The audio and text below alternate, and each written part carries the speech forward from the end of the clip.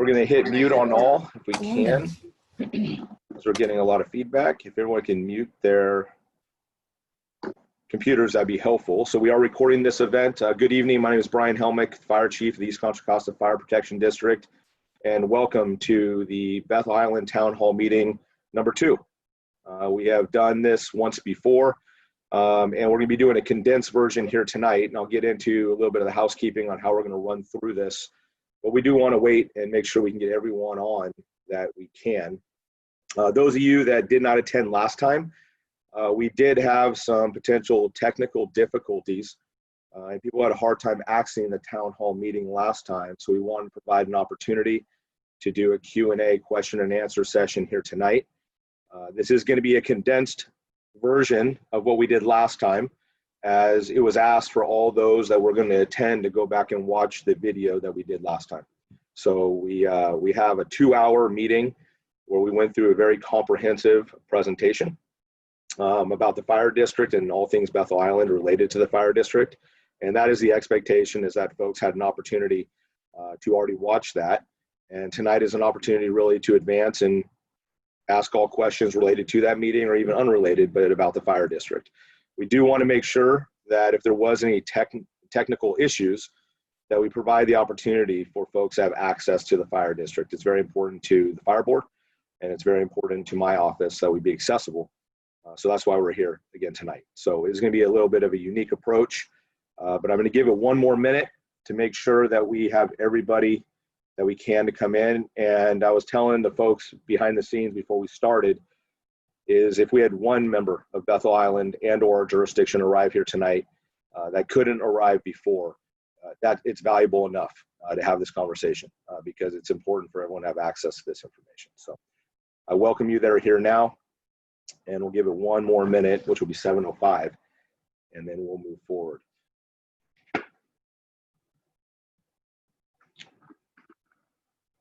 All right.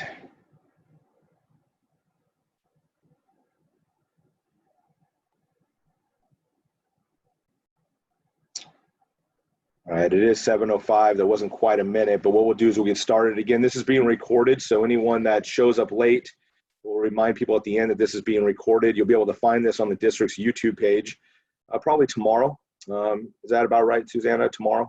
Yeah, so we'll get that on there about tomorrow. Yep. All the previous, not only Facebook Live events that we do, but also the town hall meetings, those are also archived and available there. So there's a lot of information that I may reference people to as we move forward. So again, I'm going to start over. For those of you that just joined, my name is Brian Helmick. I'm the fire chief. I'll be facilitating tonight's event. This is not really a redo. This is a second attempt to be able to get as much access that we can to the residents of Bethel Island.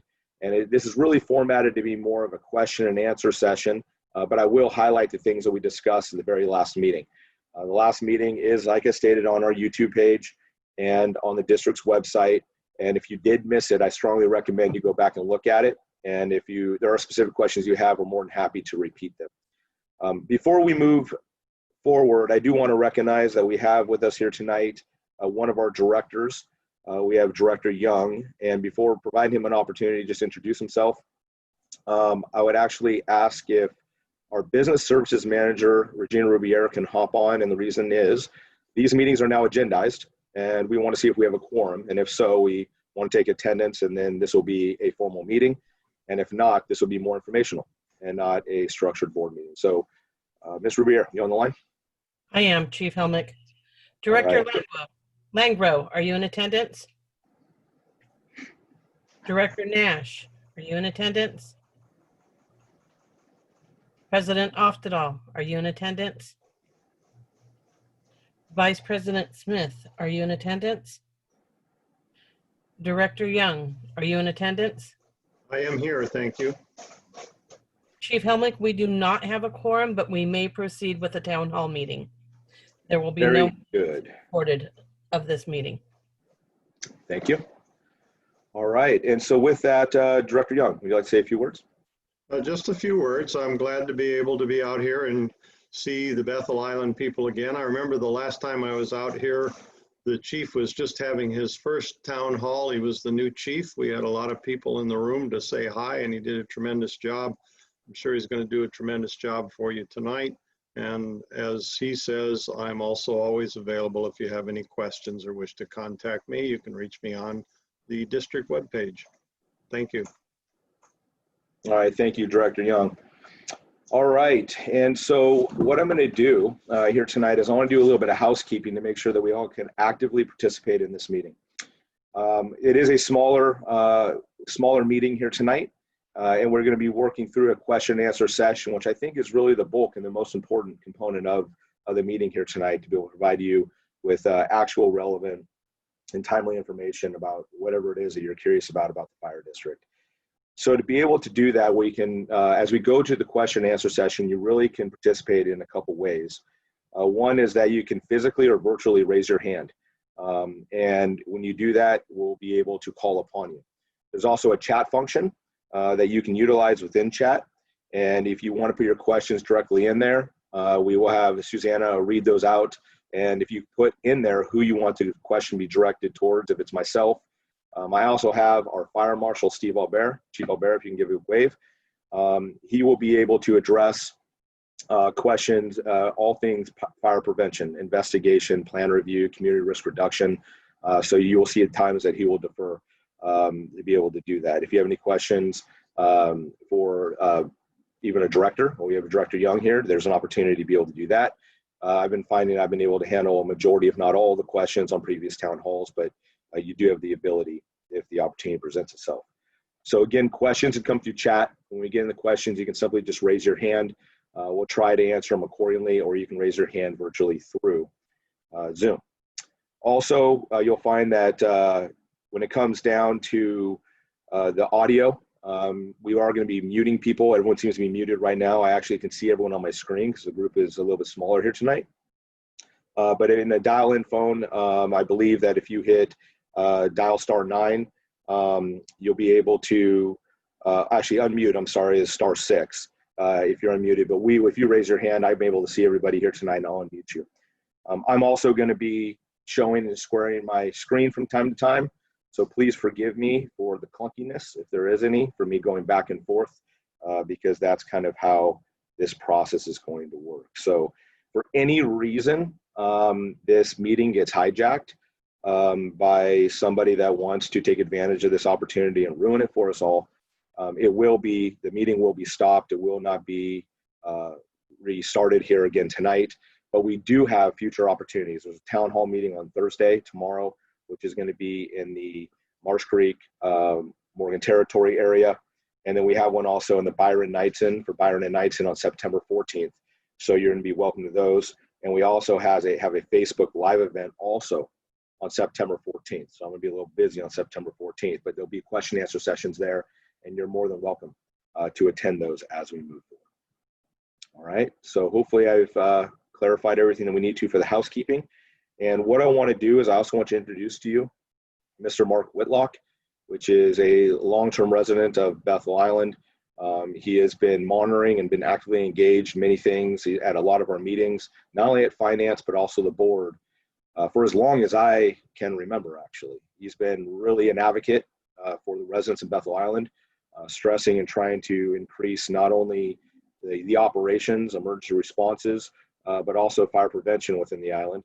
And he has really made the concerns loud and clear, at least for me when I came in April of 2017. He's been a very strong voice.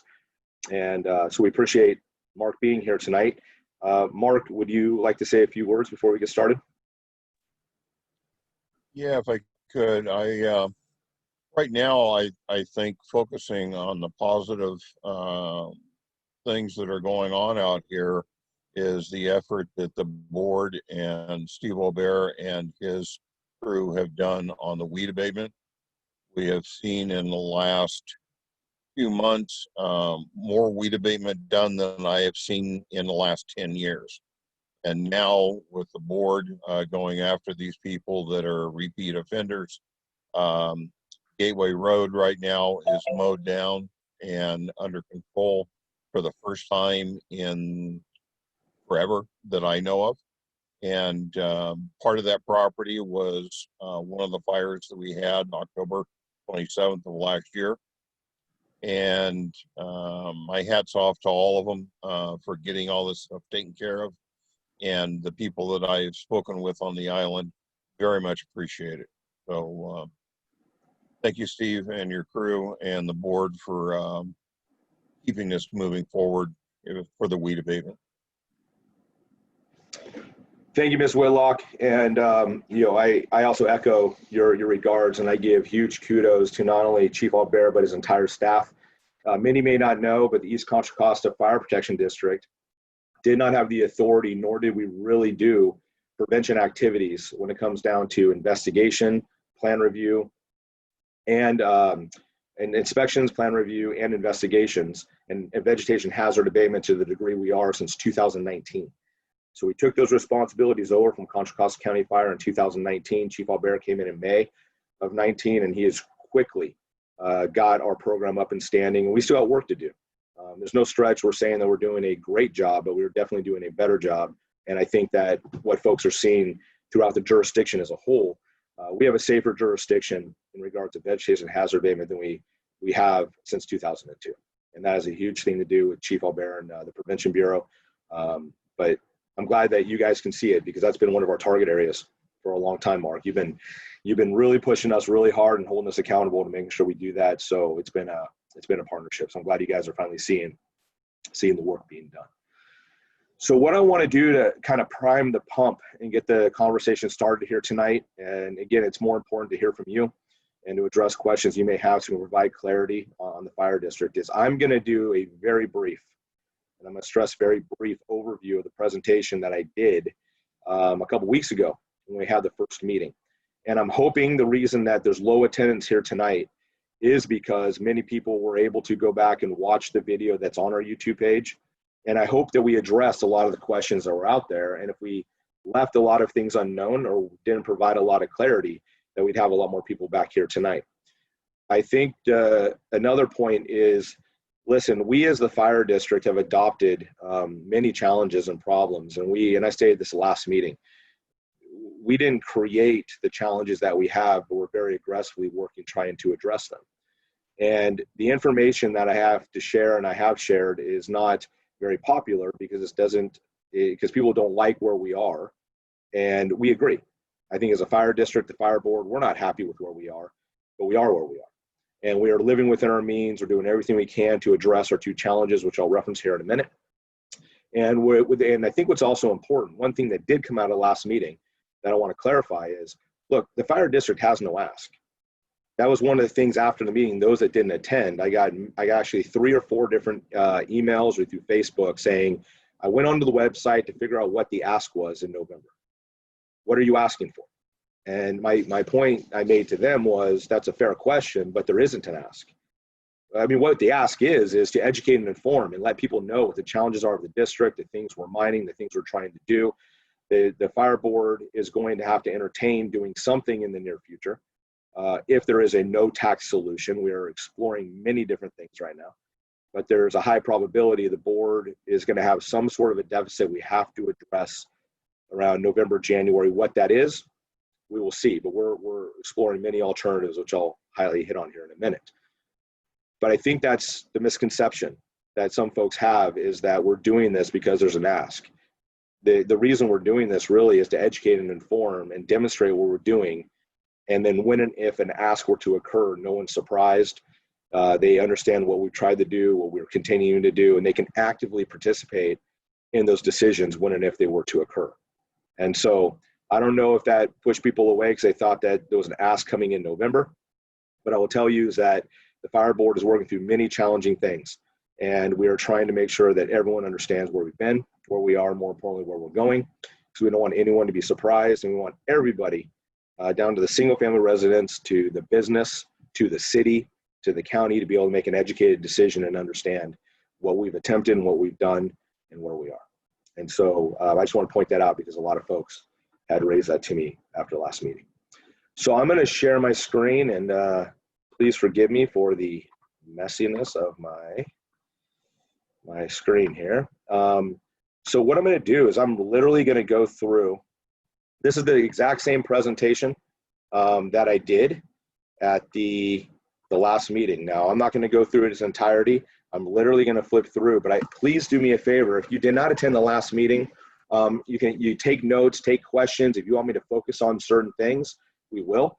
I don't want to spend a crazy amount of time here, but I think it's important to gloss over it in case people forgot things or they want us to hit on it. I'm going to say this a couple more times. Please go to our YouTube page or the district's website, as the whole video and full in-depth presentation is there. But we really want to focus on the presentation tonight. So what we're going to go through is who we are, what our challenges are, what paths we're taking to correct our challenges. We took some service level reductions in July. I highlighted them, and I'll do it again here tonight. Then we talked very specifically about some Bethel Island challenges. Now, the presentation that we did and what we're going through here tonight, we're doing in many communities. We've done this in Brentwood, Oakley. We're going to be doing it in Marsh Creek, Morgan Territory. We've done it in Discovery Bay. Knightson and Byron we're going to be doing here shortly too. We are one fire district, as I'll define, but there are very unique challenges in the communities of our district. And I wanted to, on behalf of the fire board and our staff, I want to be able to demonstrate that no one community is more important than the other. No one call is more important than another. But we do know very clearly there's unique operational challenges and optics when it comes down to, or the way people see things. When it comes to funding throughout the jurisdiction, and we're unique to that. So that's where we focus. All the presentations are primarily the same, but we do talk about their community-specific challenges to make them know that we hear them and that we are aware and that we're working on it. So within Bethel Island, we know that the tax rates, when it comes down to what's called tax rate areas, TRAs, if people look at the portion of the 1% tax that they pay, it's higher than the areas throughout the jurisdiction. So we spent time to talk about that.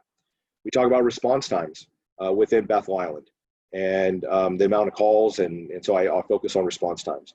There's a new station at Cypress and Bethel Island Road, and we have sold the station that is downtown off Ranch Lane, old Station 95. We have actually sold it. We had surplused it last meeting. It was in that process. It wasn't completed. It is now. And we provide clarity and let people understand our methodology and the reasoning why. We believe is a very sound decision, and it's a good strategy for the fire district long term. And we feel that we're doing our due diligence to be able to do that. So I would talk about that. There's a lot of questions about the fireboat. So we spend time understanding where the fireboat is and how we're operating it, or the other Contra Costa County Fire is operating it, and how we can utilize it. And then hazard abatement. Chief Albert spent some time talking about our program, as I stated previously, what they're being able to do to be able to advance the vegetation hazard abatement program and the successes we're having and room for improvement. And we talked about dry hydrants. Those are the cylinder hydrants, the dry hydrants that are sporadically put throughout the island that we can draft or pull water through. And he provided an update on current status of them, where they are, and what we're doing. We are not going to be going into great depth on those tonight, but we are more than willing to go into great depth when we get to the question and answer. So if anyone would like for us to re-hit on these, I'm going to slide through the slides here briefly and somewhat fast. But if anyone wants us to drill back in on them, we'd be more than happy to do so. But we want to focus on the time that people want. We'll do the locations for additional information. I'll share some that with you and talk about upcoming events. And then we'll obviously address any questions that any of you may have.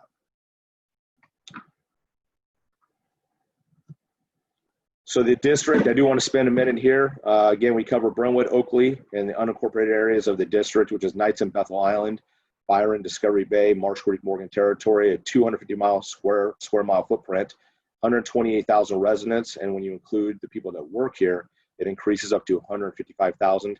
9 firefighters on a day, currently out of 3 stations. We know many studies show that we currently have a 3-station deficit. We should have no less than 18 firefighters on a day.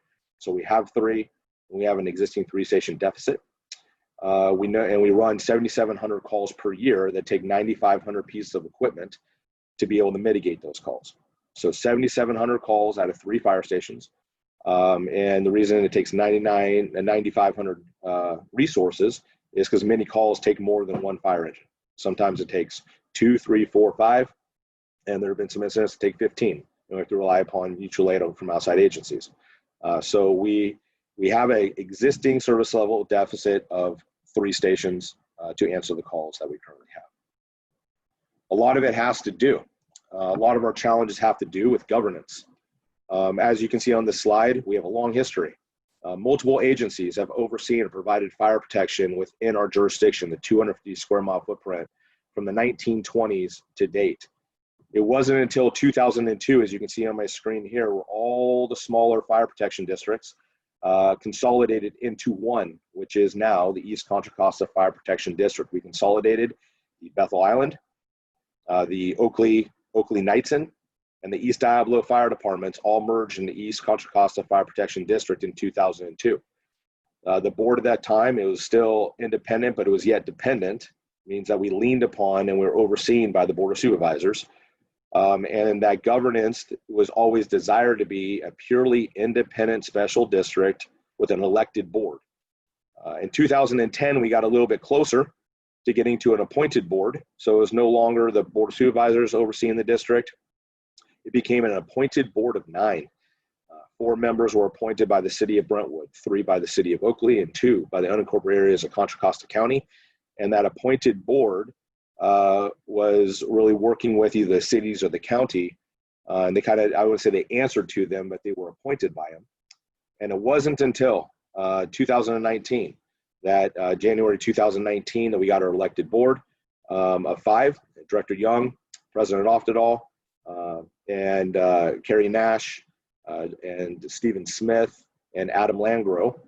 Those are the directors of the board right now, and we're coming up to our first actual elections. The first ones were getting their seats appointed in 2019, and we have 2 seats that are opening in November, but it's actually a very new elected board. Why does that even matter? And the reason I spend a lot of time here is because governance is very important in any public entity. And you'll see as we move forward is that there's been missed opportunities of the past to be able to mitigate growth effectively, to bring additional revenue into the district, which in turn has created an existing deficit. A lot of residents have come to our jurisdiction, and we have not got additional revenue to increase services from that growth. And one of the challenges is trying to address it. So the governance is a big deal. And I think looking at this too, something to realize from the 20s to 2002, we were primarily a volunteer fire department. And so we are funded still, as we were back then, as really a rural fire department. We now provide 24/7, 365. We have professional firefighters that are on duty all the time, but we are trying to provide suburban or urban level fire protection on rural and or more agriculture, volunteer type services off the funding. For a volunteer organization, we're trying to provide a career, and that's why we have an existing deficit to be able to increase those service levels. So that's one of the challenges we have, and we can discuss that more as we move forward. Who we are right now, as you can see, our current staffing, we have 3 stations, 1 in Oakley, 1 in Brentwood, 1 in Discovery Bay. We have a 3-station existing deficit, as I stated. That's identified in green. This is the Bethel Island station at the Bethel Island Road and Cypress Road, that's station 55. We have another existing station deficit in Brentwood, which is on Empire and Grant behind Pioneer School near Lone Tree. And then downtown Brentwood, we have the shuttered fire station 54. That's the 3rd one. Those are the 3 existing station deficits that we have. We also know that over the next 20 years, we're gonna have a growth challenge. So additional growth over the next 20 years is gonna have us bring in an additional 3 fire stations. We'll know we'll need 1 in Oakley, Brentwood, and in the unincorporated areas for a total of 9. So at full build out in 20 years, it is anticipated that we'll need 3 stations in Oakley, 4 stations in Brentwood, and 2 stations in the unincorporated areas for a total of 9. We have 3 today. We have an existing 3-station deficit, and we know with growth, we'll need an additional 3 for a total of 9. So that's who we are, and that's where we are. As I stated, we brought in, we have 2 challenges. One is providing adequate fire protection to our existing residents, and the other one is providing and also protecting and providing adequate fire protection as growth continues to come in. They're 2 different challenges, and we're working to address them in 2 separate ways. Our existing population is that, again, we're funded at the rate of which is a volunteer organization in a rural type community. And as you can see, we've turned into a suburban, we're working towards urban, type of a community. And we need the funding to be able to increase service levels to get us beyond the rural. And without additional revenue, we have to live within our means, and live within our means to be able to, we use the word sustainable. And sustainable means that we have the reoccurring revenue that will last at least for 10 years, if not longer. It's indefinitely, to be able to maintain a baseline service level. And so we know that we are sustainable at 3 stations for at least 10 years, if not longer. But to be able to increase the service levels beyond the 3 is going to take additional revenue. And the challenge is, where do we get that additional revenue? Preparing for growth, we need to make sure that over the next 20 years, as growth comes in, we do not continue to miss the opportunities of the past that were missed. And that as growth comes in, we build stations slowly over time, and we increase service levels to be able to address it. So what are the pathways, and what are we doing to be able to address this? Right now, underneath our existing 3-station model, we are, as I said, sustainable, which means that we can continue to operate the revenues that come into the district. There's no more of these opening and closing a station, the fluctuations. The fire board has done a fantastic job of making decisions and they take sustainability and making sure that whatever we do, we can do it long term. And because we do not want to have the ups and downs in regards of opening and closing fire stations. So we're finally, in the last 3 years, as where we were not, from 2002 to 2017, we were opening and closing fire stations almost every other year because we had short-term funding and it wasn't, as I stated, sustainable. Right now, administratively, at 3 stations, we are sustainable, but operationally, we're not meeting the call. We're not doing a good job. We don't have the resources to be able to do it, and that's why we need additional revenue. We're also preparing for growth for stations 4, 5, and 6, the 3-station deficit. We have 1 built in Bethel Island right now at 55 that if we had the funding, we'd be able to staff it. And we're working right now with the city of Brentwood to construct station number 5. And we're working on revenue streams for station number 6. We can also utilize existing stations if we needed to, while the other 2 are being built to dual staff, but we're preparing infrastructure for growth. We are also looking at a plan to increase services, and if revenue increases, we have a strategic plan. We have an internal operational plan. We are prepared and we're equipped. If revenue were to come into the district, to bring people online, to open stations in a pretty rapid rate. But again, it's a revenue issue, not a lack of a plan, not a lack of infrastructure. It's a lack of sustainable revenue to open additional stations. We are also looking at assessments, potential taxes, and exploring all additional alternatives. We are currently watching national, state initiatives, propositions. We're looking at county initiatives, from sales taxes to others. We're pursuing and looking at feasibility of consolidation, working with other land use agencies for additional revenue. We are looking for any revenue means outside of a district initiative that can give sustainable revenue to the district to open additional stations. And I will tell you that I would love, as the fire chief, and I think the board would love to be able to find a no tax solution to what we do, but we have tried for years to find no tax solutions that have not produced anything. But we are continuing to explore and kick over every rock. We're going to continue to doing that for the rest of the year. And we will continue to educate and communicate. And then the board will look and see what all feasibility is produced. And then they will make decisions on what's the next step to build any deficits that are left. We may find that we can do something creative that is sustainable, address maybe 1 station, maybe 2 station. I mean, it'd be great if there was a 3-station resolution that didn't require any additional revenue. That'd be wonderful. Highly unlikely, but it'd be wonderful. And we're going to continue to demonstrate that we're looking through that. And then the board will make decisions what they need to do as we move forward in November, December, January, or shortly thereafter to figure out how we address the existing 3-station deficit. We have some feasibility work to do. That's what we're doing now. In regards to growth, this is a great report out in regards to growth. We as the fire district have been able to stop the bleeding of what's brought us here. We are right now in the implementation phase, working with Oakley, Brentwood, and the county to be able to put 2 mechanisms in place. Number 1 is putting in what is called CFDs, Community Facility Districts, and impact fees.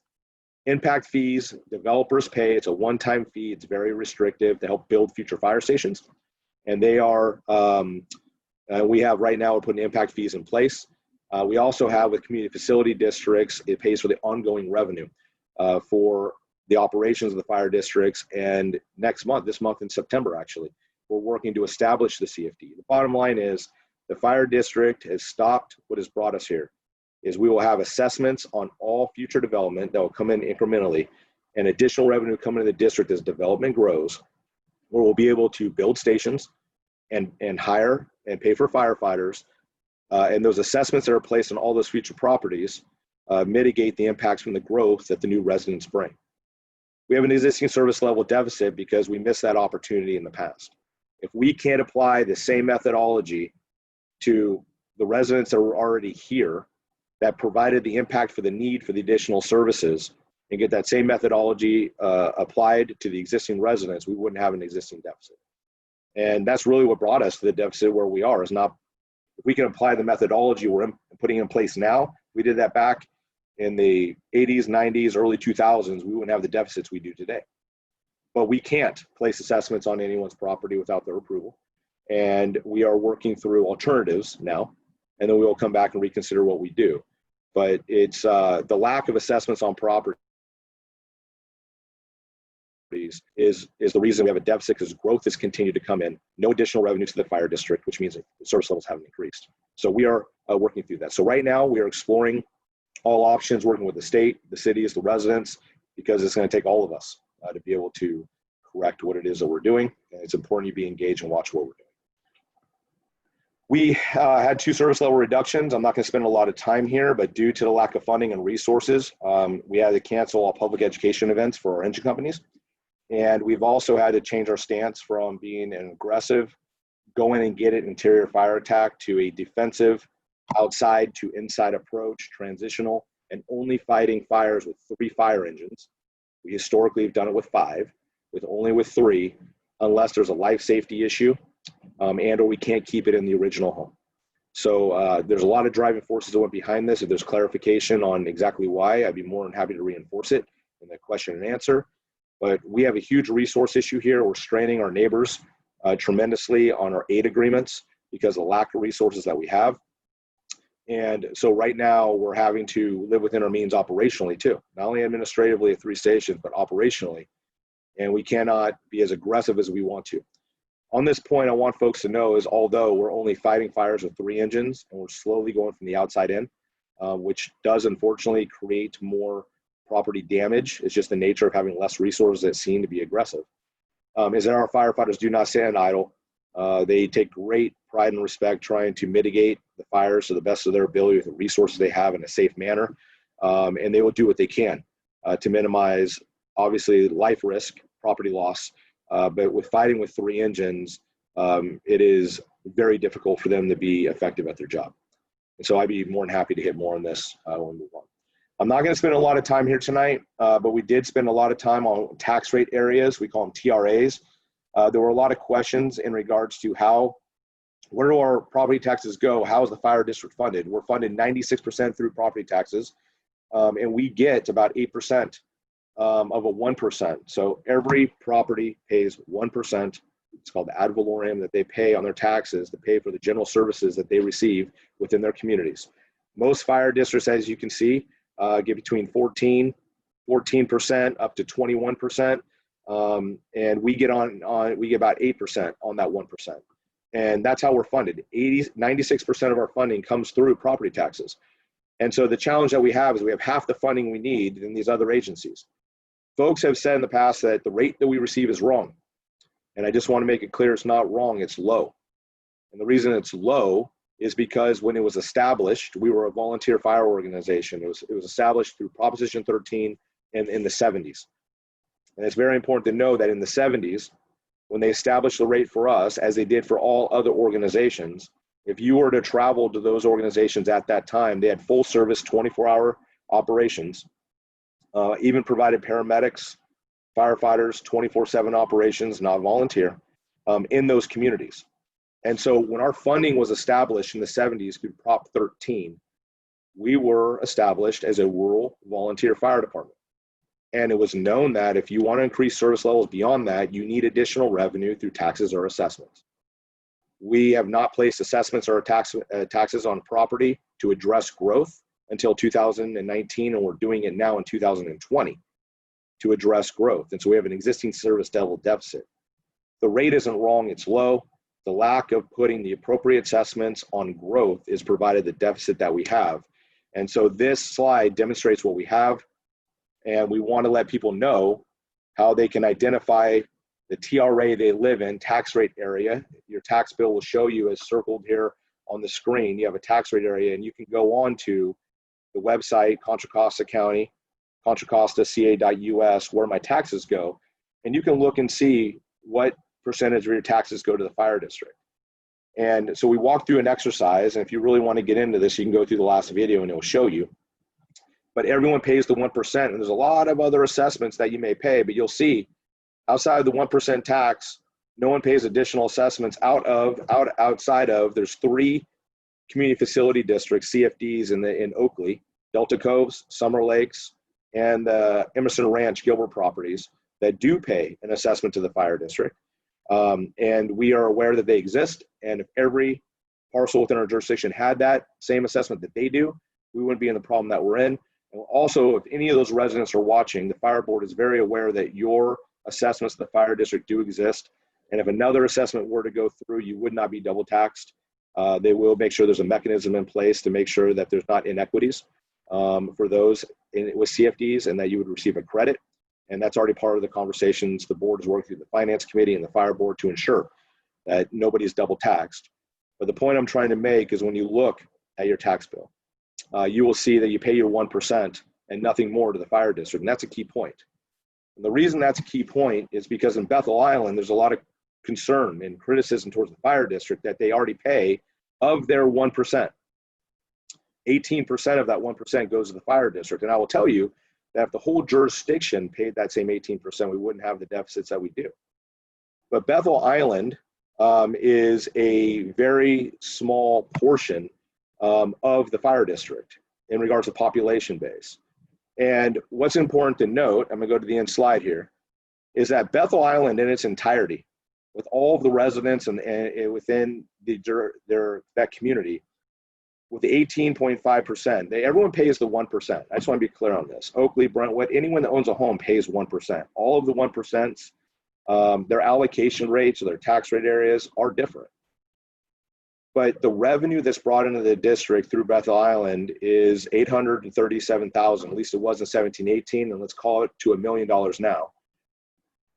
And it takes us approximately $4.5 million a year to operate one fire station.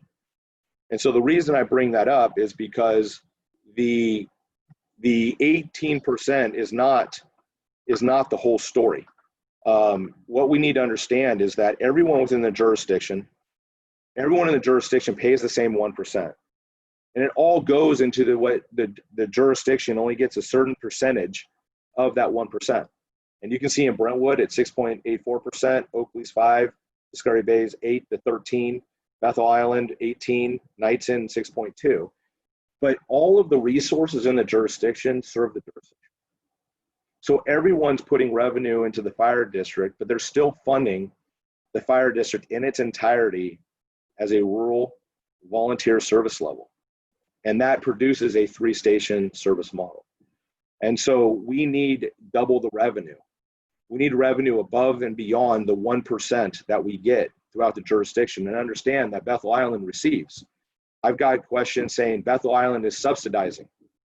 Bethel Island is subsidizing the other cities and the communities within the jurisdiction. Respectfully, they're not subsidizing anybody. They're investing into, they make a contribution to the fire district, but there are 2 additional engines the district has that respond regularly into Bethel Island. And other communities are helping fund those. And the biggest challenge I have as the fire chief, and I want to spend a minute here, is as I go around through the communities, I'm having a very difficult time, and this is where I need your help, is that every individual community has told me in one way or another is, I don't care about X. I don't care about Brentwood. I don't care about Oakley. I don't care about Discovery Bay. I don't care about Marshall-Morgan Territory. I only care about Bethel Island. Or I only care about Brentwood. I don't care about Bethel Island. And the paradigm shift of the change in perspective and where I need help is we as the fire district care about everybody. We care about every call. We care about every citizen. We care about every community equally. And the money that we receive through all of the tax rate areas produce a sum or a total.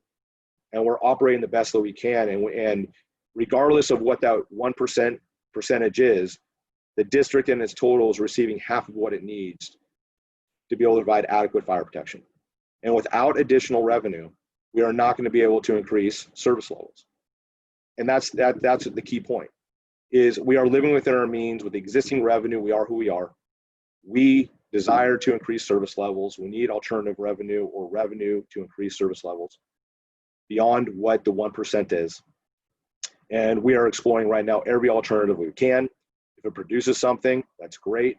And if it doesn't, we need to make some decisions moving forward, but we need additional revenue to increase services. So we need to look at it as a system, providing services to all communities, not just from the community perspective. Response times, I'm not going to spend a lot of time, but Bethel Island itself, we run 7,700 calls per year. They average 1 call a day on the Bethel Island. Average response time, 14 minutes, 38 seconds.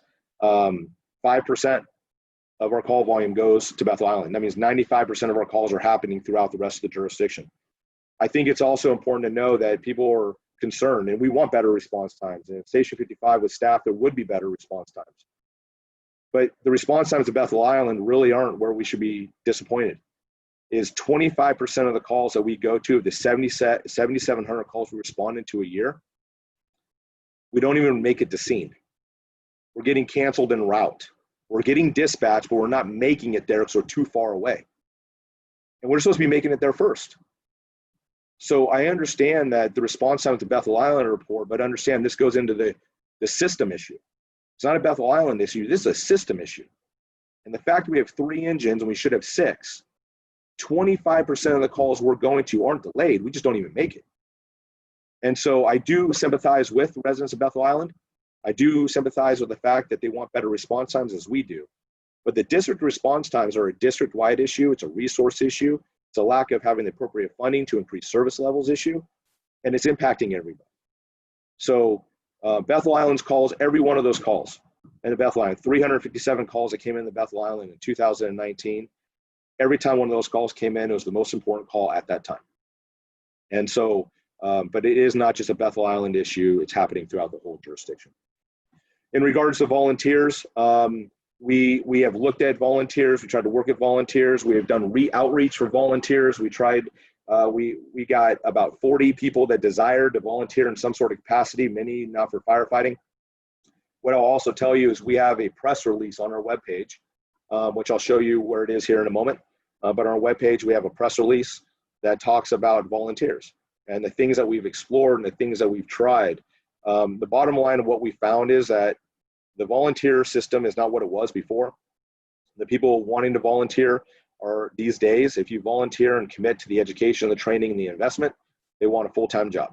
And they'll only be with you long enough to get a job. And we found that we were competing with the community college district. For that reason, we chose not to invest and compete with the community college district. If we had additional stations, training grounds, and someone to provide training assistance, we can have oversight to work with the community college district to get helping hands. And we can have the recruits from the fire academy through the community college districts working with us. They provide us extra hands. We can sign off their task books, and they carry the liability and they equip. Because volunteers, what we found, not only is it hard to maintain, but they're not free. You have to equip. You have workers' comp. There's liability. There's oversight. There's training, and so it was not a wise investment for the fire district. So there is a press release on there. I'd be more than happy to discuss it later on if you guys want more on it. The station has already hit on.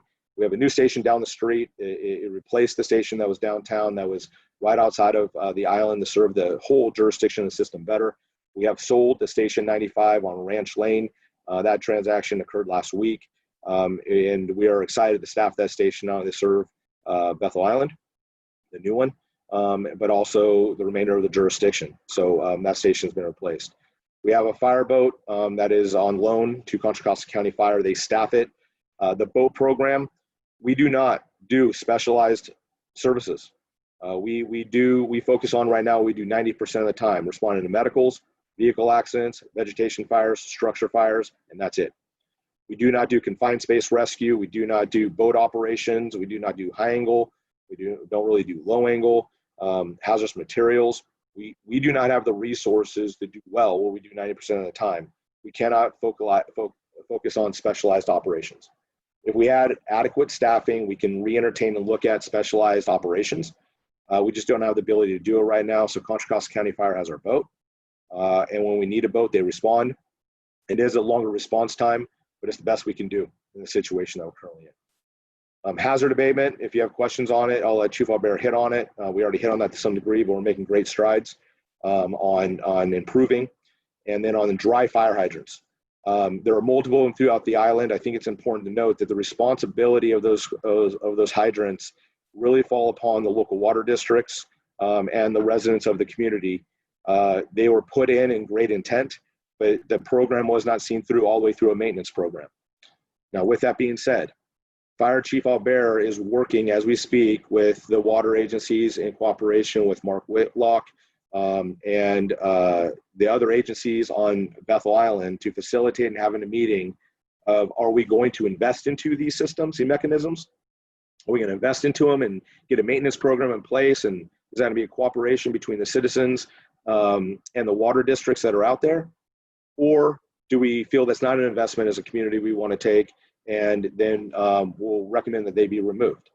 We need to commit to either maintaining, investing, and utilizing, or we need to remove them because it is creating confusion. So the responsibility does not fall upon the fire district, but we are taking a stance to where we want to work, coordinate, and communicate to get solution and resolution on these, because it's important to the community, and so it's also important to us. This is a little outdated. September 14th, the Morgan Territory is going to be again on tomorrow. So the Morgan Territory is actually tomorrow, not September 10th. We moved that up because of the Deer Zone fires we had. And the nights in Town Hall and the Facebook Live. Those are correct, September 14th. That's Chief Albert's and my phone number and email, and so we're available to you. And the last thing I will show you is that we have a website that I strongly recommend folks go to. There's a tremendous wealth of information. If you go onto the district's website, if you click on its fire season, up here it says past recording events. All the past events, Facebook Lives and everything else is available to you on here. In addition, on the district's website, you will find video series, current events. If you want to join the district's website, our distribution list, you can click on here and you can put in your mailing address. You can get our meeting notifications and our notices. All that is there for you. Our financial information, we have transparency in finance is a big deal for us. All our finances are on there. All of our board history, our board policy. You scroll down to the bottom of the screen, all of our board meetings, even the one that we're having here tonight, is available here in the links. Our meetings are done right now, go to meeting. And we do live stream our board meetings, and we archive them all also. So this website is intended to be a portal and a dashboard for you to get as much information you can on the fire district. You will find my phone number, my email address, staff's email here. And as I conclude and as we go into the question and answer session, what I will say is that we, as the fire district, know that there's a lot of complex issues that we have here. And this is really, as I say on all the meetings and as I work with folks, is that this is a conversation starter. And I don't expect for this to be all encompassing because it is dynamic. Lastly, is if you're a resident and business owner in this jurisdiction, and I say this sincerely, is I'm your individual, I'm speaking to the individual, I'm your fire chief, and I'm here to serve you. And I want to make sure, and that's why these meetings are so important. When I heard there was technical difficulties at the last meeting, I went back to our team and I said, we need to provide a second opportunity. And I don't care if one person shows up or 1,000 people show up. The fact that anyone had a challenge getting in, I want to do an overview and provide the opportunity again. So my phone number, my email, if I can't address questions, I'll have you work with staff. But it is really important that you have accurate and relevant information on our fire district, because There's so much misinformation on the fire district, non-factual information about the fire district, and misrepresentation of our fire district that's out there. And I want to make sure everyone's equipped and performed. So again, I know it's a little long-winded for a condensed version, but it's very important. And I want to make sure no one missed anything. So we're going to be transitioning at this time to a question and answer session. And we can look, and Susanna, at this time, I'll defer to you to coordinate that. Awesome. Thank you, Chief. So if you don't feel like raising your hand and asking your question live, feel free to drop it in chat and let me know who you want to answer it, and I will read it for you. Otherwise, raise your hand. You can either raise it if you're on Zoom. You can raise it by clicking on participants and raising the little blue hand, or just if you're on camera, just physically raise your hand. If you're on a phone, it's *6 to raise your hand and also put it back down. So questions? Do we have any raised hands? Okay, come on. I know y'all have questions. Everybody always has questions. Okay, I'm not seeing questions here. You answered them all, Chief. Is that a clap or is that a question? You got a clap. No, that's a question. Okay, so first of all, let me just say this. I'm a Bethel Island resident for 22 years now, right? I'm also a realtor, and fortunately, I've been able to see this presentation in other venues, and I love it. And my wife had not seen it, so I thought it was important that she see it. So, so I commend the chief. I think he's doing a great job in trying to get this thing squared away. My concern down the road, though, is that previously this was pitched with the previous chief as a Band-Aid, and I think that unfortunately is hanging in people's heads. And I just am concerned, and I don't think this is the chief's responsibility as much as possibly the board's, to make sure that they articulate that there's actually a plan now, not just a slap a Band-Aid on it. And I know in the presentation it's very clear, but whatever comes out at some point needs to be very clear that this is a plan.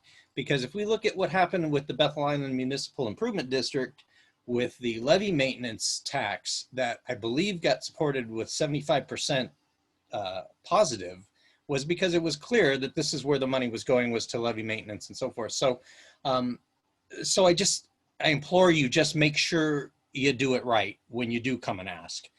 The other thing is, on a different side of things, is as much as you're going about making sure that property owners are tending to their weeds, which I think they're doing a good job, as was articulated earlier by Mark Whitlock, it seems like the county right-of-ways are in pretty bad shape. So you go down Bethel Island Road as you're on your way off the island of Cypress, that's just waiting for a cigarette butt to head out there and start a fire. So I don't know whose issue that is. I mean, obviously the county, but I mean, at what point does that get dealt with? So anyway, good job, Chief. Hang in there. We're on your side. So thank you, Matt. And we're gonna hit this in two parts, okay? So I'm gonna do the latter first. I'm gonna give Chief Albert the opportunity to respond and inform kind of how we work and different challenge areas. Chief Albert. Yeah, thank you, Chief. So yeah, we are working, and we have been working with that property owner along Bethel Island Road. So they are working on trying to tidying up. They have a very large property. Our standards are anything greater than 5 acres, that they're looking at fuel breaks along their perimeter lines, and then they have cross breaks throughout the entire property. County roads, as you well know and then seen, continue to be a challenge. And while they meet the intent of 5 feet off of the side of the roadway, we of course would love to see it greater, but we do not have a enforcement tool at this point in time to say we want 10 feet at this point. So that is something that we continue to evaluate, continue to evolve, and we adjust as we go through the process, whatever we can, to try to prevent and of course make it a safer environment. So one of the things, Matt, that we're also challenged with, and this is one of the areas, so you raise a good question. And so we do have jurisdiction and authority, but also to expand upon the challenges that you highlight, we also run into the same type of challenges. Our district, we are the local response area. They call that LRA, the local area of responsibility, but we also are the local response area that has jurisdiction over much of the state regulated area that's known as SRA. And the only reason I highlight this to you is because we have complexities also doing and enforcing within the SRA, the state regulated area, the regional parks area. And so when we're in Marsh Creek, Morgan Territory, Byron, you know, we're working with the residents right now saying, yes, we are the fire district, but there are different points of authority and things that we can and cannot do. So what I don't want you to misconstrue, nor am I insinuating that you are, Chief Albert is not deferring, and he's not punting and saying, oh, well, shucks, we throw our hands up. Just because we have these obstacles and changes, we're continuing to look and see, and every year we go through, or every couple of years, we go through and update our ordinances, and we look to see what we can do to strengthen our position. But when we strengthen our position, it's also important to understand that we're also taking on more responsibility. And when we take on more responsibility, it takes more resources. So we got to be very careful, for example, to go in and overstep and tell the state that we want to take responsibility, or we go to the county and say we want responsibility, or we want to do more, because that means that we have to enforce it all the way to the end and potentially put liens on properties and do cost recovery and pay for the services to be done. And that can be challenging. So what I want you to know is that we see what you see. We are a year, almost 2 years into this program. But what I would encourage you and how you can help us is, look, some of the areas of which you're pointing to, they may deem a greater risk than others. So what I would ask is that if you can, and if you drive by, and if there's certain properties that are bothering you, we may not be able to hit them all, but we can focus on some.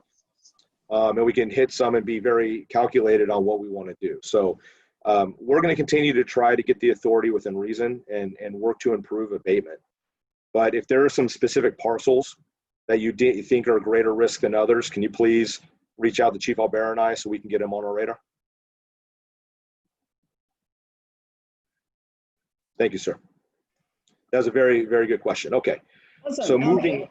Oh, sorry. Oh, he has one more question. Is there someone else that want to add on to that? Did I miss her? Angela had a question for you. Well, I got, that was only part one of his question. He had two questions. He had one about the Band-Aid. So the comment about Band-Aid and plan. So I'm not speaking for you, Matt. I'm not putting words in your mouth. So if I get this wrong, please correct me.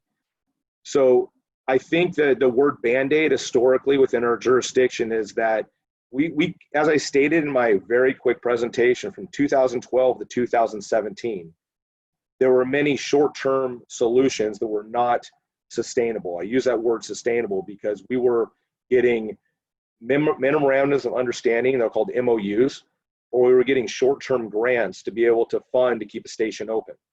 And we did that repeatedly for many of years, and we had to open and close, and we use the word shutter for closing, but open and shutter stations, open and close stations, because those Band-Aids or their short-term solutions, they weren't sustainable. And just for clarity, so you know, when I had the privilege to come in 2017, the city of Oakley, the city of Brentwood, and the county and the fire board were entertaining extending another MOU to keep the Knightson Station, Station 94 open. In your words, another Band-Aid solution, a short-term solution. It was discussed amongst the board that time, and that MOU did not get approved.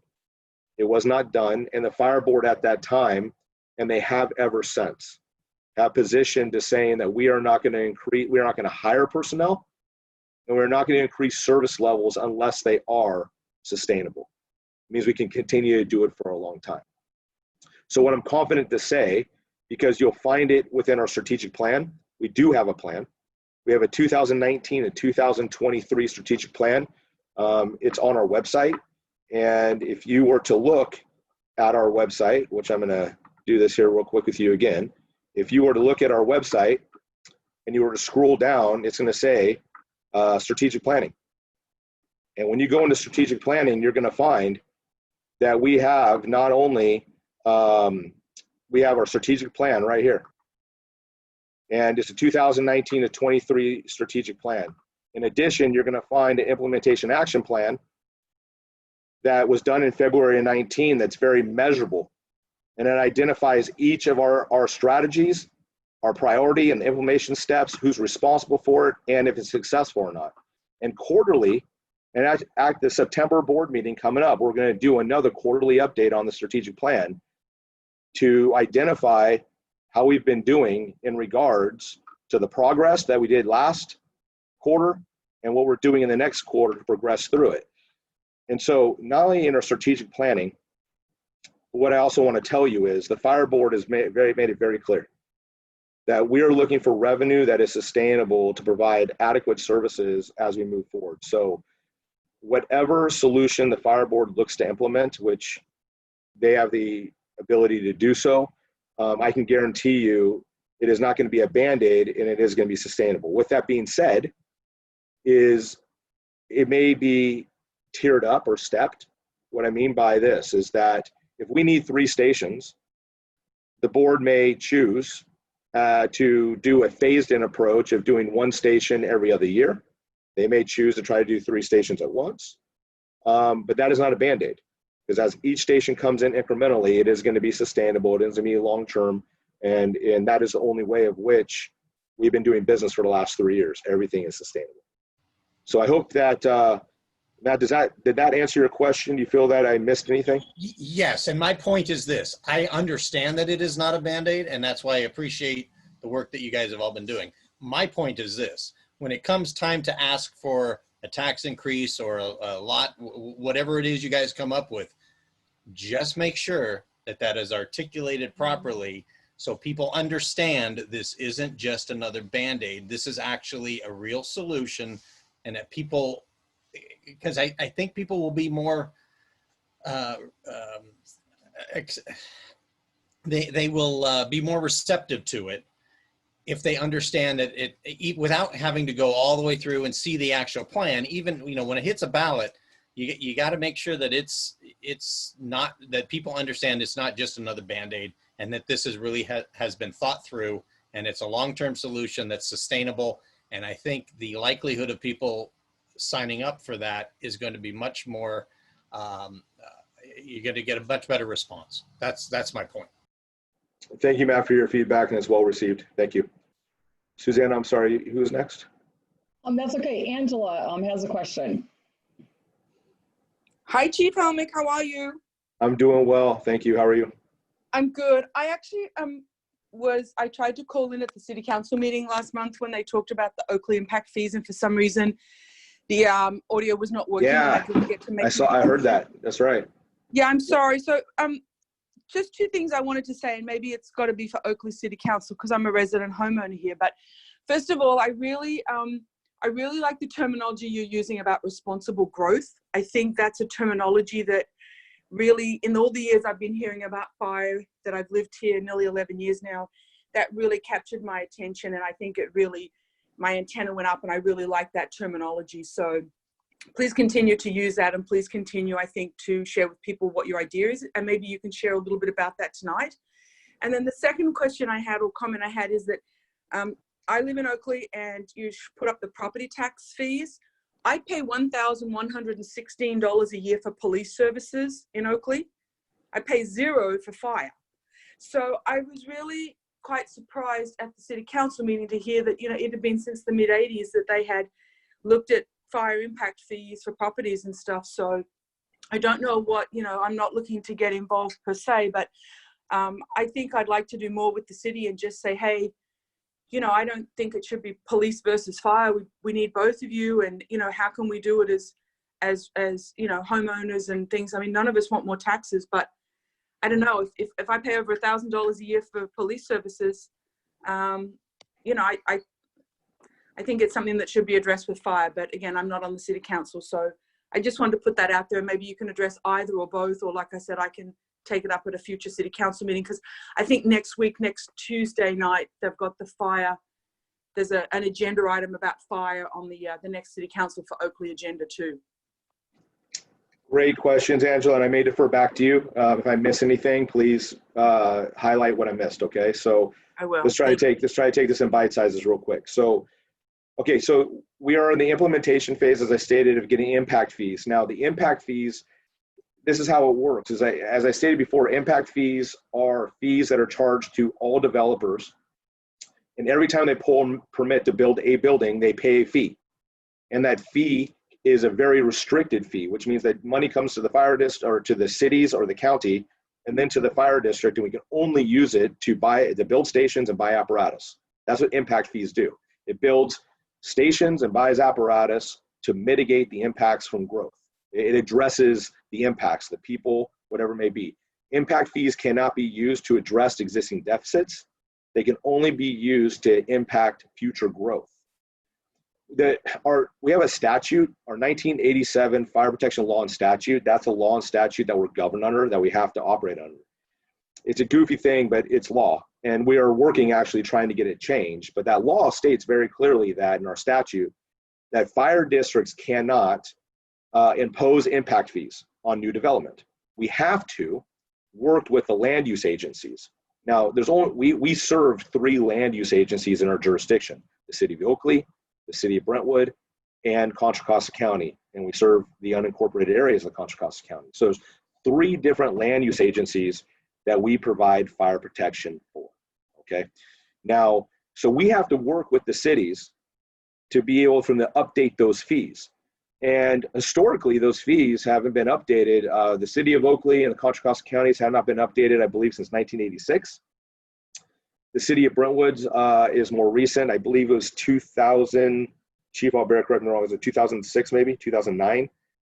Correct me if I'm wrong on that. Is that right? General area, yeah. Okay, yeah. Between 2006 and 2009, the City of Brentwoods were updated, and again, they have to, because the statute says it's a land use agency is going to put those fees in place, and they transfer it to the fire district to build future fire stations. When I came in 2017, and the fire board and myself, we recognized those fees were antiquated. Those fees were not right, and those fees need to be updated because we didn't even have enough revenue. We have deficits today to build adequate fire protection and stations.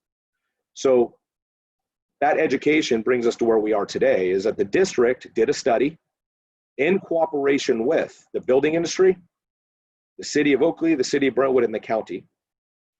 We, as the fire board, adopted that fee. It was more ceremonial because we don't have the authority to adopt it, but it showed that the board did support what we were bringing to the cities and the county. A couple weeks ago, we brought that study to the City of Brentwood. It got accepted unanimous 5-0. We did have it scheduled to go. We took it to a workshop in the City of Oakley at their last board meeting. It was scheduled to go to the City Council meeting. We did a workshop last month.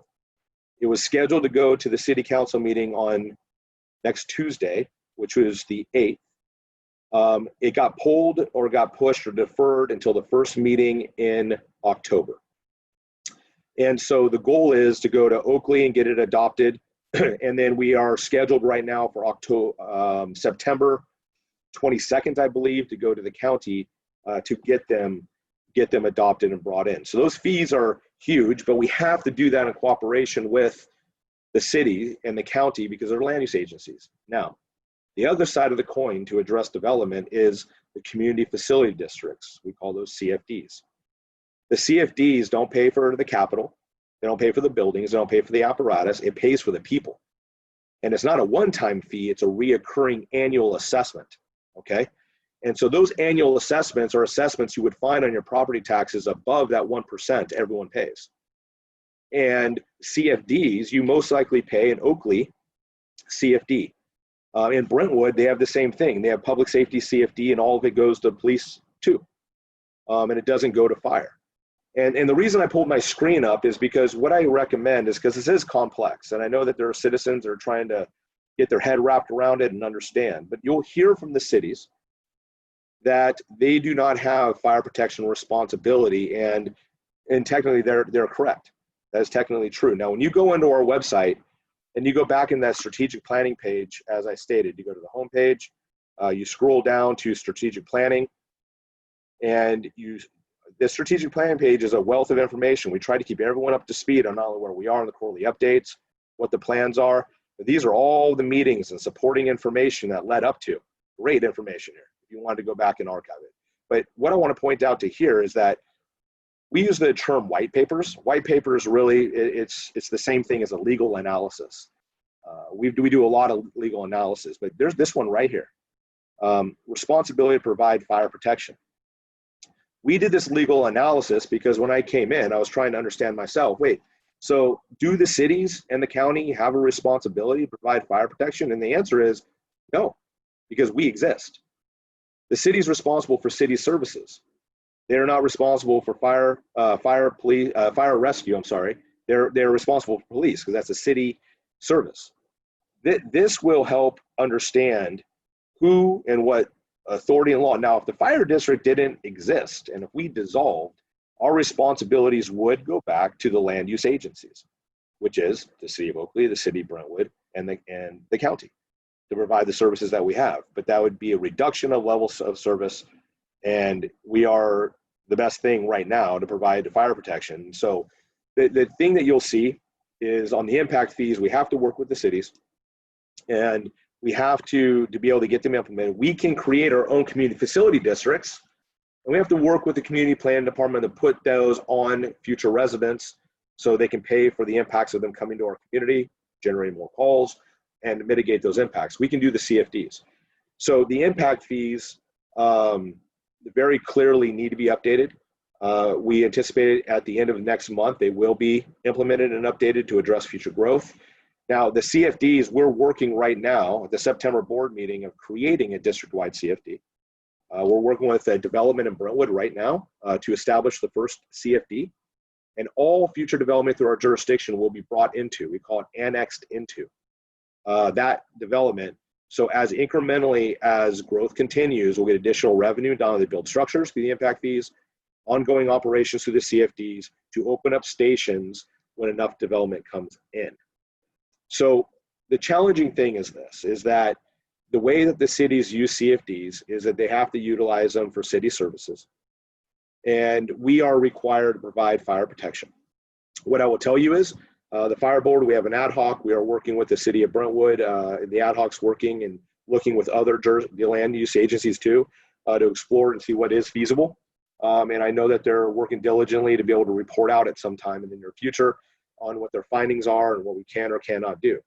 So it is not a police versus fire issue. It is the city funding city services and the fire district trying to fund fire district services. And so that legal analysis helps understand why you may hear what you hear and see what you see. But I will tell you there are conversations actively happening.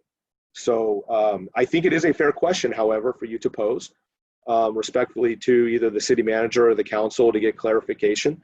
And because it is such a complex topic, hopefully I'm providing clarity and not muddying the water. I'd be more willing to take it offline too to further discuss. But I'm gonna hit pause real quick, and am I even in the ballpark to address your question? No, I think you do, and I think you hit on the topic. First of all, I don't want it to be seen that it's a police versus fire. I mean, I think you're both important services for me and for my, for our families, etc. But I also just worry when fees aren't updated for, like you said, since the mid 80s, it makes me like, wow, it's like buying anything. The longer you leave things, the more expensive things get. But I also respect that we're seeing such an increase in fires here. And I just like even last week or 2 weeks ago with the fires just in Brentwood, it was just a reminder that, it was started by lightning. I mean, we're very vulnerable here, and I just want to make sure we've got the fundings that's needed and that we all pay our fair share. I think that's really important. So thank you for taking the time to explain it, because you're right. I mean, I kind of got in the past, I've heard the understanding that, there's money that's only can be used for structures, and then there's money that can be used for personnel from different pots. So it's quite complex. And I think it's often, that's why the public, they want to support, but it gets kind of convoluted, or it's in the too hard basket. So I love the way you explained, and I love that you had all that information on the website, and I will check that out. And thank you for that information. Thank you, Angela. Yeah, please reach out if you have any more questions. I shall, and thank you for all the great work that you guys do. And and just, you know, we do appreciate you. And I love that new fire truck. I saw it yesterday, and it's a beautiful piece of equipment, and it's a beautiful asset for our region. So thank you for that. Thank you for that. Thank you. Awesome. Thank you, Angela. Susanna Meyer has a question. She's up next. Thank you. First of all, Chief Helmick, thank you so much for hosting. I've tried to hit as many as I can of these, and every time I learn something new. So thank you for transparency and education on this. And I wanted to take a quick second to congratulate President Oftedal on his recent recognition. That's pretty exciting what he's getting honored for. But I wanted to know, I'm curious about the depuoling from Confire and what kind of impact that's going to have. That's great. So let me set the table for those that don't understand. A great question, by the way. So the fire district in cooperation, and Director Joe Young is on here. He's the chair of our finance committee, and this is this topic of depuoling, which I'll describe here in a moment, has been really something he's been trying to overcome for 7 years, well before I even came in. So I just want to acknowledge him for his diligence, seeing this thing all the way through. I had the opportunity, as I stated, coming in 2017, being a battalion chief, working amongst a line. We had many of the same concerns. There's a Captain Ryan Pessinen within our organization. Him and I had many side conversations having concerns about our pension contributions and the amount of which we were having to pay for pension contributions, and didn't understand as to why we were paying at a higher rate than every other agency throughout the county.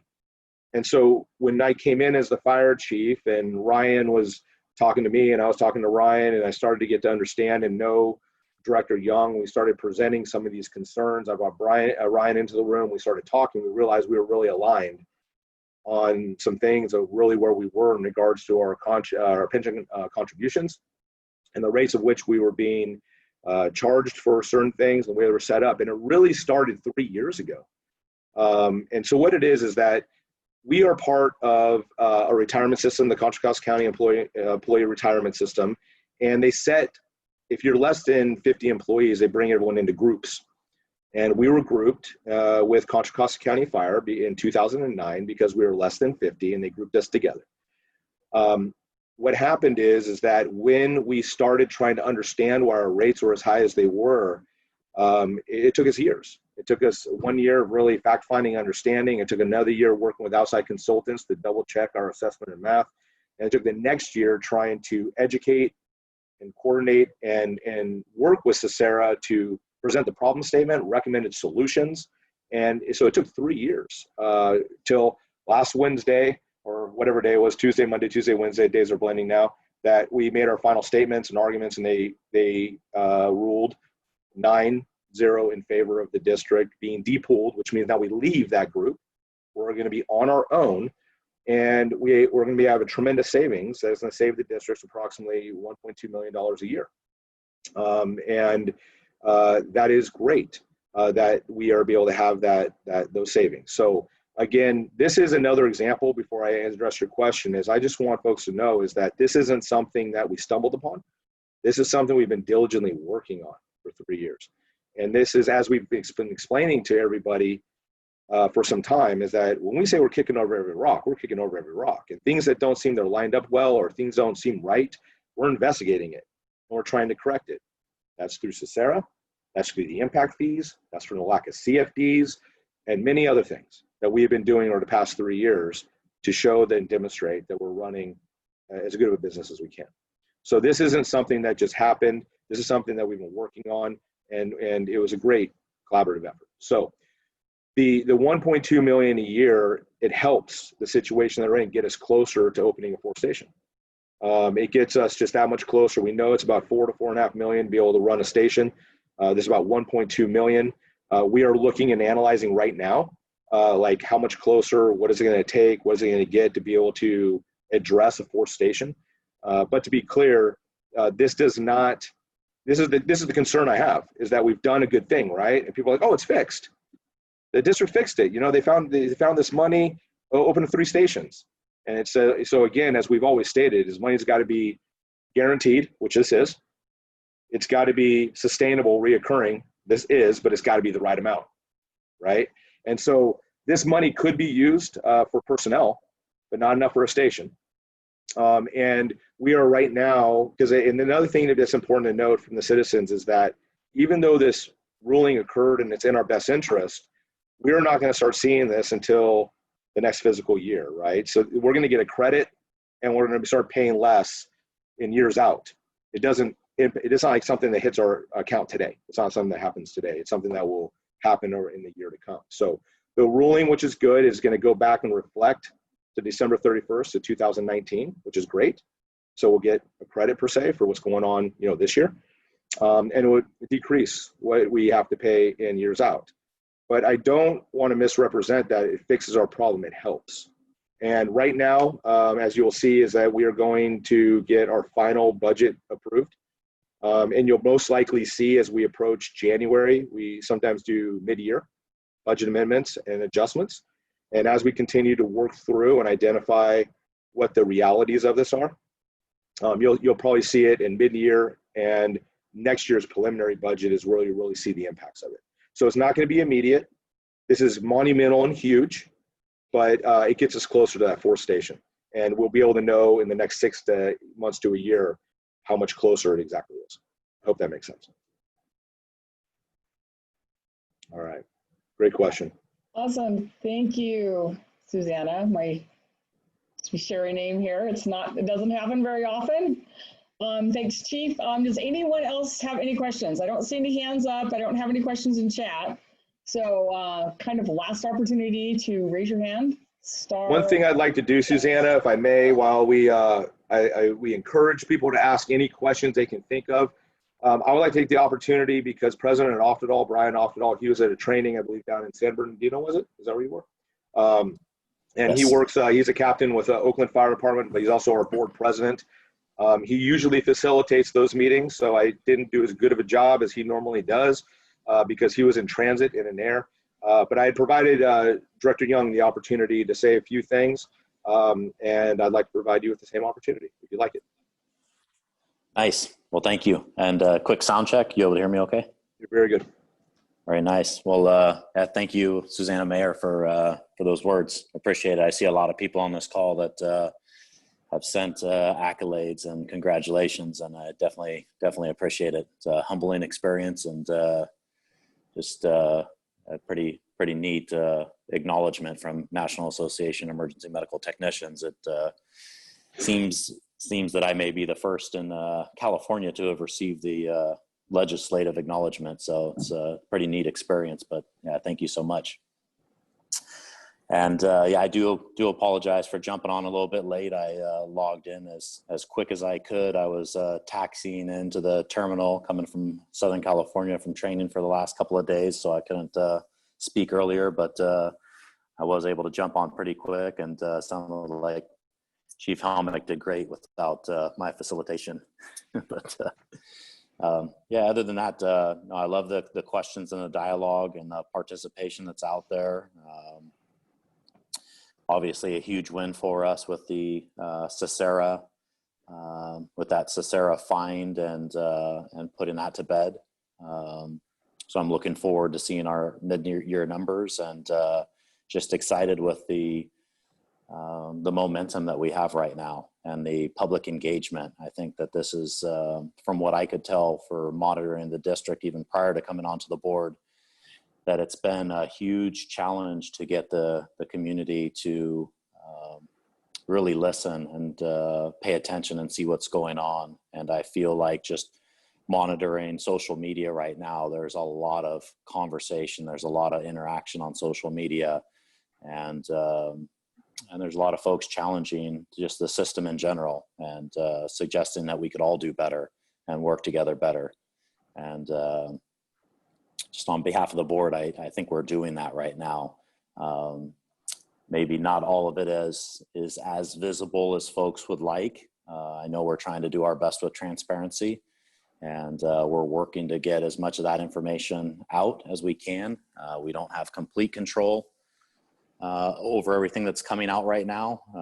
We're cooperating with a lot of other entities and individuals, and we have to respect those relationships. But as much as we can bring out and as quickly as we can bring it out, we will do so, and I will do so.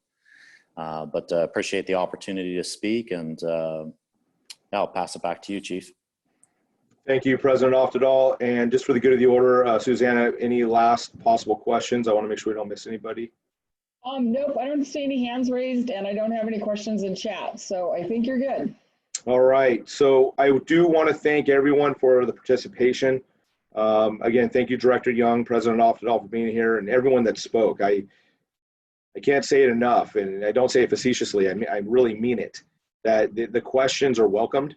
I know the responses may not be that popular, but hopefully people know that they're truthful, they're accurate, and they're relevant, and we're willing to modify and adjust. I mean, we're trying to be as flexible as we can, and we're doing everything we can in the environment we're in.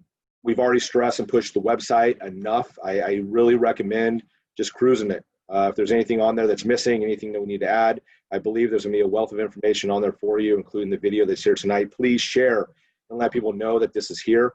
Again, YouTube, the district's website, as I stated before, it's available there for you. We will be doing the Marsh Creek Morgan Territory Town Hall tomorrow. It's going to be a little different.